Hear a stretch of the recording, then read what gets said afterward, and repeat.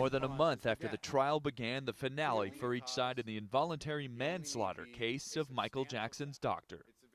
Ladies and gentlemen, the evidence in this case is overwhelming. The evidence in this case is abundantly clear that Conrad Murray acted with criminal negligence, that Conrad Murray caused the death of Michael Jackson. Prosecutor David Walgren told jurors that Dr. Conrad Murray injected, amongst other drugs, an anesthetic called Propofol into the 50-year-old singer, a drug only supposed to be used at a hospital, which authorities say killed Jackson in 2009.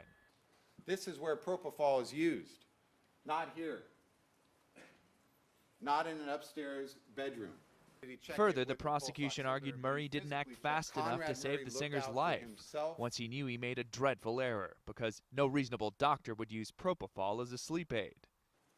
There was no precedence for this. In its closing arguments, the defense team stressed the facts involved looked almost like a malpractice trial. This is not about money, it's about liberty. And for a crime to be proved, Murray admitted to police he gave Jackson Propofol. then what Dr. Murray gave Michael Jackson absolutely would not have harmed him without an unusual and intervening circumstance. But lead attorney Ed Chernoff argued that the singer was responsible for his own death. They want you to convict Dr. Murray for the actions of Michael Jackson. Chernoff assailed the credibility of prosecution witnesses, who he said came up with different stories months after Jackson's death. But in rebuttal, the prosecution swiped at those theories. But there's a list of doctors that said no, because that would be dangerous and harmful. And there's one doctor that said yes. For $150,000 a month, yes.